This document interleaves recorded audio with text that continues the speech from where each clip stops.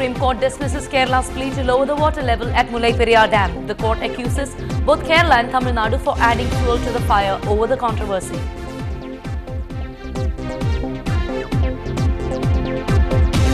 The situation in Theni remains tense. Security is tight as protesters refuse to back down. Interstate traffic crawls at snail's pace. Manmohan Singh expresses concern over the situation. As transport between Kerala and Tamil Nadu takes a hit, the vegetable price in the state nosedives as stocks pile up. A retired SP and DSP raided by vigilance sleuths for allegedly acting as brokers in the Tamil Nadu Public Service Commission appointment racket. Raids conducted at 42 places across Tamil Nadu.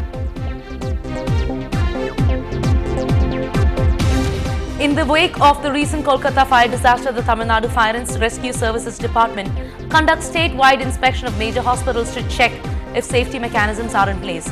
Two-time Chennai Open winner Marin Cilic ruled out of the 2012 Chennai Open.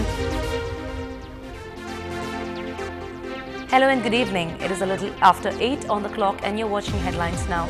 There is so much happening locally and internationally, and I'm Anu Josh Kanjanathopal for NDTV Hindu. I will take you through the news in detail, but let's quickly take a look at the national headlines. Most parties approved the government's peace formula after the Prime Minister works the phones yesterday. It will come up later this evening at a meeting of the Congress and its allies. Mayawati hits out at the government's Lokpal draft, says the Prime Minister and CBI needs to be brought under the Lokpal. Rahul Gandhi kickstarted his second tour of UP ahead of assembly elections. Black flags greet his convoy in Aligarh. A day after dismal industrial output figures fuels concern about slowdown, Pranab Mukherjee says political instability is the basis of economic instability. Meanwhile, Prime Minister announces government is considering a fund to encourage banks to lend to the economically weaker groups. The Supreme Court has denied Kerala's application to reduce water level in the Mullaipperiyar Dam from 136 feet to 120 feet. The apex court said that there seems to be no urgent need to change the amount of water stored in the dam. They also added that the safety of people in both the Tamil Nadu and Kerala state is paramount.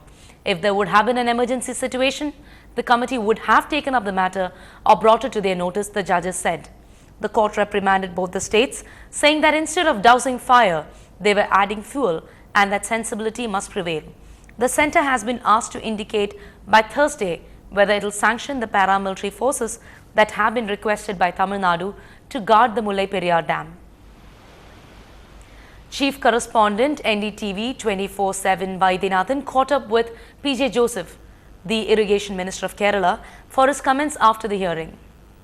Very clear, both states should not incite any sort of violence or something panic. They should basically understand the whole issue, why this state should fight against each other. The message from the court is, when the empowered committee is looking into the issue, why there is this issue is being raised. I am joined by Mr. PJ Joseph, Irrigation Minister from Kerala, who was in the hearing. Mr. Joseph, how do you see this today's hearing? You see, there were 28 tremors from July 26. But court said there is no such grave. If there is any grave situation, the committee would have submitted the report. You see, tremors to the tune of 6. The dam will not withstand such tremors. IIT Roorkee, a very responsible body. Their experts all these issues being looked into by the empowered committee. That's what court says today. See, tremors will not wait for empowered committee. Okay. If it happens, the dam will collapse. Unprecedented calamities will take place. So even after the court saying that wait for the empowered committee, what is Kerala stand now? Tomorrow itself we will give an application to the empowered committee for lowering the water level to 120 feet so that any natural calamity may be met by that. It is very urgent that the water level is lowered. 1979. But when the court has made it very clear, both states should not add fuel to the fire. That I agree with you. So you are saying it is not adding fire. Suppose, according to precautionary principle, this is a classical example, Mullaipperiyar. If something happens, see, it is the question of millions of life in the state. That's what court has said, that safety of the human being is important. At the same time, they said don't add fuel to the fire. That both aspect is court has said the safety of the human beings is most important. That's our argument. So we will give an application tomorrow itself, so that empowered committee may advance the date and look into the matter. But one point, what do you say about both states when people are gathered at both borders? How do you stop this? That should not happen. We should keep restrained. We should sit before the Kerala. There is no water dispute between Tamil Nadu and Kerala. We passed a resolution in the legislature that water at the present quantum, that will continue. We will continue to give it. There is no water dispute. So only you want the new dam to be there. New dam for the safety of the people. So we will continue to supply the water. So you are meeting the Prime Minister tomorrow. I understand all party delegates meeting. Yeah. What will you say to the Prime Minister? What's your agenda? We will offer. Tamil Nadu people will get the water. Okay. Let the people of Kerala be saved by constructing a new dam. Thanks, Mr. Joseph. That was Mr. Joseph Maya basically saying that Kerala government is very much interested in building a new dam, but at the same time there will not be any sort of panic reaction from both the sides. There should be calm.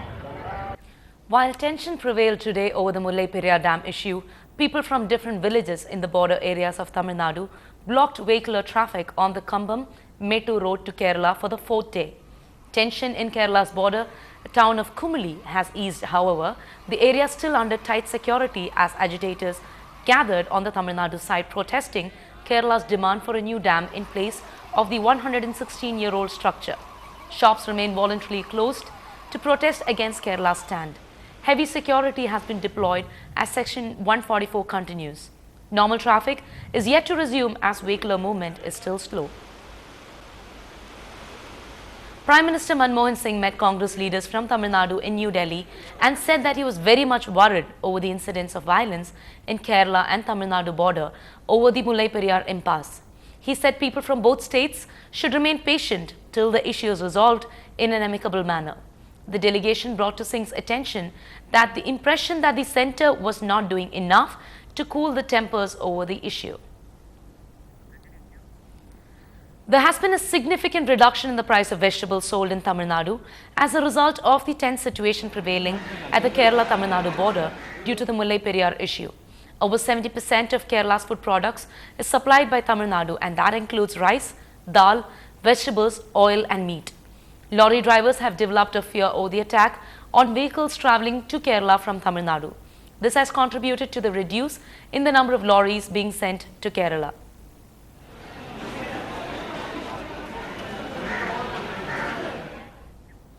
Moving on, vigilance officials raided touts across Tamil Nadu. The raids that were conducted at 42 places were related to corruption in recruitment by Tamil Nadu Public Service Commission. A retired SP and DSP were amongst those raided. The chairman and members of Tamil Nadu Public Service Commission were raided recently.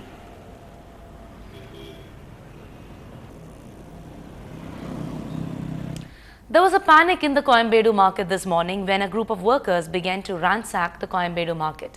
Tension prevailed as a 30-year-old man, a coolie in Coimbatore market, was severely injured when a lorry was moving inside the market. All of a sudden, other coolies started damaging other lorries which were parked in the market. Police were alerted and they rushed to the spot. Authorities from the Chennai Metropolitan Development Authority rushed to the spot as well. Police have taken the complaint for registering the case.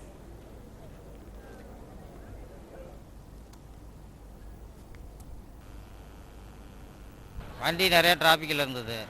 அப்போ இது திண்டுக்கல் பக்கத்துலேருந்து ஏற்றிட்டு வந்த lorry வண்டியை reverse எடுத்தாங்க. அப்போ எதாச்சியாக போன எங்களாட்டம் கூலிக்கார பையன் அந்த சந்தில் போனாப்புல. அந்த லாரி டிரைவர் வண்டி ஆள் இல்லாத பின்னாடி வேகமாக எடுத்ததால் அதில் மாட்டி அந்த பையன் அடிபட்டு சுற்றி. இப்போ அதே வண்டி ஆக்சிடென்ட் வண்டியை இப்போ தள்ள போகும்போது போலீஸ்காரங்க எல்லாமே இருந்தாங்க. அவங்களே சேர்ந்து அவங்கள தள்ளினாங்க. தள்ளும் போது நடுவில் ஒரு பையன் ஒருத்தர் மாட்டிக்கிட்டு இந்த கையை இந்த காலம் போச்சு. இந்த இப்போ அவனை தூக்கிட்டு போயிடறாங்க இப்போ ஆட்டோவில். நான் கோயம்பேடு மார்க்கெட்டில் சுமை தூக்கும் தொழிலாளியாக இருக்கேன். காலையில் ஒரு 4:30 மணி 4:50க்கு ஒரு ஆக்சிடெண்ட் ஒன்று. அதே வண்டியில் 7:30 மணிக்கு ஒரு ஆக்சிடெண்ட்டு. இந்த ஆக்சிடெண்ட்டுக்கு முழுக்க காரணம் என்னன்னாக்க ரோடு ஆக்கிரமிச்சுக்கிட்டு ரோட்டில் வியாபாரம் பண்ணுறதுனால போக்குவரத்தில் இடைஞ்சல் ஏற்படுறதுனால இந்த விபத்து ஏற்படுது. அதாவது ஒரு கடைக்கு உரிமை உள்ள இடத்துல மட்டும் வியாபாரம் பண்ணதில்லை, ரோட்டை வந்து மேல் வாடகைக்கு 2 பேர்த்துக்கு 3 பேர்த்துக்கு வாடகைக்கு விட்டுறாங்க. விடுறதுனால ரோட்டில் எல்லா பொருளையும் இறக்கி வச்சிடுறாங்க. அதனால் உள்ளே வண்டி போக முடியாத காரணத்தால் டிராஃபிக்கு இடையூறு ஏற்படுது. இந்த டிராஃபிக்கு இடையூறு ஏற்படுறதுனால தான் இந்த மாதிரி விபத்துகள் ஏற்படுது. In the wake of the recent Kolkata fire disaster, the Tamil Nadu Fire and Rescue Services Department organized statewide inspection of major hospitals to check if safety mechanisms are in place. 93 people were killed in a major hospital in Kolkata on the 9th of December following a fire mishap. In Madurai, about 40 such hospitals with more than 50 beds were checked. Most hospitals had their own trained officers who conducted regular checks of the fire safety gadgets. Former cricket captain Mohammad Azharuddin lost his younger son after a tragic road accident which claimed the 19-year-old boy's life as he was speeding on a superbike in Hyderabad. The incident hit headlines nationally, but that did not teach lessons to many youngsters. The ECR, or the East Coast Road, still stands witness to the speeding on bikes by youngsters from Chennai. On Sunday, a granite company watchman, Duraiswamy, lost his life after he was run over by a group of young men racing on bikes. The police, of course, has filed a case and reacted after the horrific incident. But can the police play a more effective role to control speeding? Take a look. 55-year-old Duraiswamy was getting back home after a long hour's work when a bike racer named Aravind ran over him. The elderly watchman lost his leg first, gradually his life too. The biker, 26-year-old Aravind, a businessman, is fighting for life in a private hospital in Chennai. Watchman ஓரமாக தான் sir நடந்து போயிருந்தார். போன உடனே எழுத்தாவில் 25 வயசுக்குள்ளே race பைக்காரும் ஒரு 6 வண்டி sir, 5 வண்டி பேக் சைடில் வந்தது, ஒரு ஒரு அரை கிலோமீட்டர் கரண்ட. இந்த ஆள் ஓரம் வந்து ஒரே அடி அடித்த உடனே இவர் அடித்த ஸ்பீடில் ஆள் அப்படியே ஒரு அடி 10 அடி உயரம் தூக்கி பாடி அண்ணாண்ட கொண்டு கீழே வந்து சார், கால் மட்டும் தனியாக வந்து. From the marina to Besant Nagar to the ECR, the route is a favorite for racers. Speeding on super bikes, particularly on weekends, has become an adventure sport. Some even bet on the speed level. An engine as powerful as 1100cc and speed as high as 150 to 180 kilometers per hour. If you want to become a racer, so not just taking bike from Lighthouse to Besant Nagar or ECR road, so that is not the right way to show you have a performance within yourself. So that is not the way. It's also causing public nuisance, and most of the innocent people are getting hurted, and there are chances they may go on death also. So that is not the right thing I would suggest as a racer. The traffic police says laser speed guns and newly bought sophisticated equipment can help trace overspeeding. This year alone, nearly 48,000 of overspeeding cases have been filed in Chennai. Penalty amount of over 1 crore rupees has been collected. But penalty alone as a punishment has not affected the rich bikers who can afford a super bike at a young age. We receive a lot of complaints on overspeeding on beach roads, especially on Marina. We have deputed a lot of strength on the beach roads to curtail the overspeeding, and in this we have so far booked this overspeeding and rash driving violations is around about 47,817 cases has been charged with a fine, collecting in a fine amount of 1 crore 44 lakhs. Experts say that one cannot be allowed to ride a super bike or speed on a normal bike without proper training.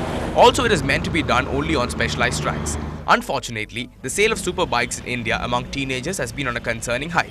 In Chennai with Manikandan, Fawaz Jalil for NDTV-HINDU. The relation between substance abuse and homelessness. More on that after the break.